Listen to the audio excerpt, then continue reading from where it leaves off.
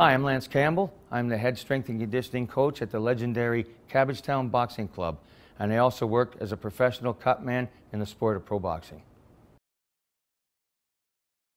The job of a cutman is basically keeping a fighter in the fight, giving him every opportunity to see the fight to the end. Because in pro boxing, of course, this is the guy's livelihood. This is how he's making money, and wins and losses are extremely important. A loss can really catapult a fighter down the list of contenders, and which greatly affects his pay. So I'll do everything in my power to keep him in the fight. This is why I worry about what I do, and I concentrate on his face so hard, because a really good cut man can really make a difference to a fighter. If he knows what he's doing, he can keep a guy in the fight a long time. I've had guys where they've been cut severely in the first round. They're fighting a 10-round fight, and with using the coagulants and your skills have held the guy in, and the cut's really never been a factor.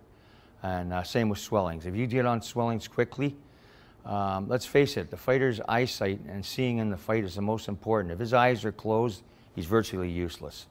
This is this guy's livelihoods. This is very important to these guys. This is how they make their money. So I take it very seriously when I work in the corner, you know, trying to get them basically to get a day's pay. To put in, like we do in our workplace, putting in 10 hours, theirs is 10 rounds. We want to see him get the 10 rounds, get his payday, and move up the rankings. I was a firefighter for 34 years for the city of Toronto, basically all in the downtown core and all in very busy fire halls where, you know, the heavy response, you're responding all the time, first rig in. Some halls I worked in, we ran over 4,000 runs a year. So I mean, very busy and high tempo. Being in Cabbagetown, I've had a chance to do a vast variety of things. I basically started in the amateur game. I started with Peter Wiley, the founder of Cabbagetown Boxing Club. He gave me my first break. I started doing amateur fights and getting comfortable in the ring corner. Amateurs are really good to work with because you can start to feel comfortable in the corner, but you're not going to get into a lot of problems because there's different rules in amateur boxing when it comes to blood and things you can do. Usually in amateur fights, when there's blood, they stop the fight. And I basically got comfortable, and then basically cut my teeth on some low-end pro fights, and just one thing led to another. And I've had the opportunity to travel all over the country. I've worked in England, I've worked Mexico, all through Canada and the United States as a cutman. So I've had a chance to work for all kinds of different commissions, because all the commissions do vary. I mean, the job is basically the same, but every commission has different latitudes, what you can do and what you can use. Well, I think what motivated me to be a really good cutman was all my years in public service as a firefighter. I mean, it takes a special, not a special, I don't want to say I'm special, but it takes a different kind of person to do that kind of work. And it just comes natural to me because of my career. And I fell into this by accident. I've always enjoyed boxing.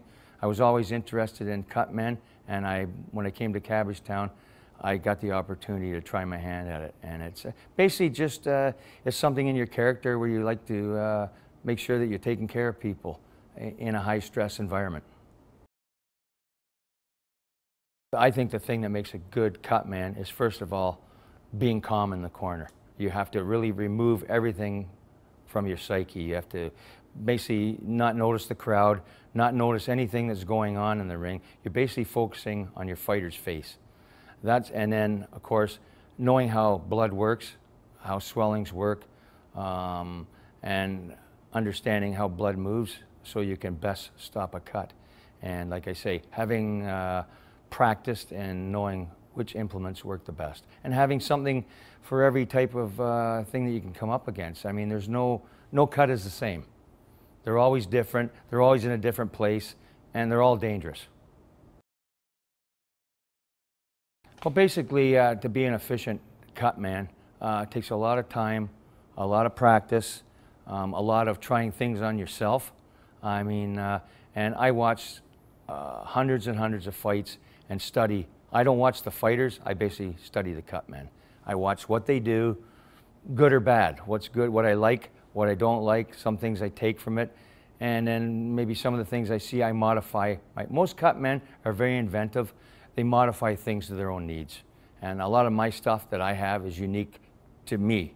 I've modified it for my own use.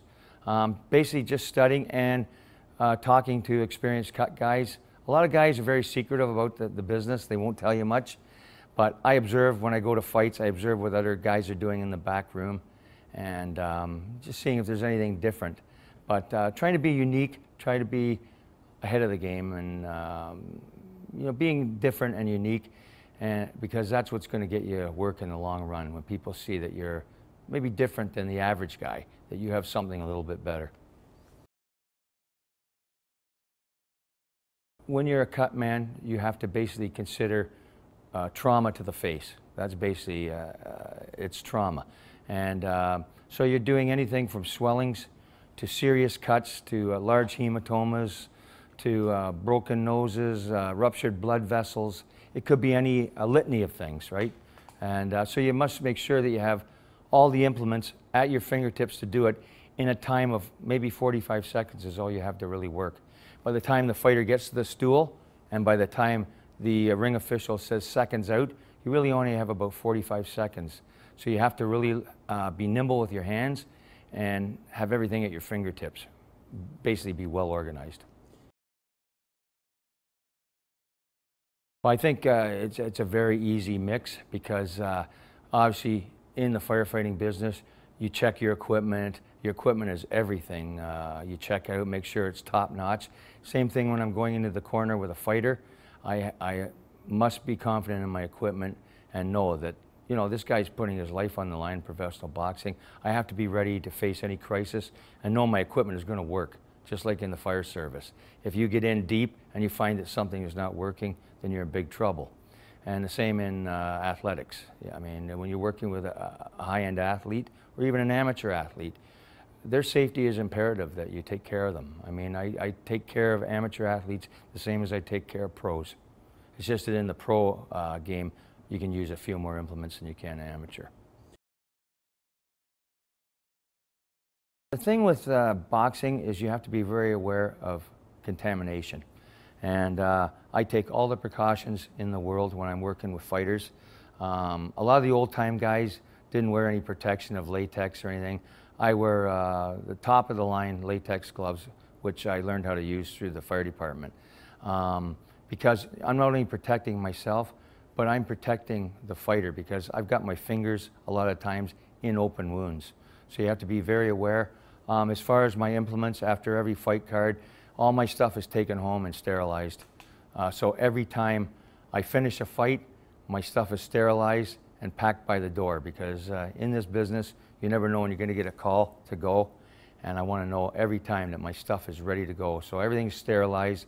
And like I say, I take every precaution possible in the corner to protect not only myself, but the fighters. Because it's very easy, you know, with diseases today, you can pick up anything. And blood, of course, is the biggest carrier of most diseases. I learned that through 34 years on the fire department. I was involved in every kind of blood incident you could think of, right? So I understand blood. I understand what contaminated blood can do and infection, right? And many times a fighter will be stressed. He'll turn to you and go, they know they're hurt. They know they're cut. I mean, and they'll look at you with fear in their face and say, listen, am I going to make it? Am I going to make it through this fight? And this is when you have to get in the guy's face and let him know for sure, listen, brother, I am going to keep you in this fight, okay? And it's a calming effect on the guy. Because if I'm calm and he knows I have things under control, then he knows he can go out. Hey, you got to take some to get some, right? You know you're going to take shots.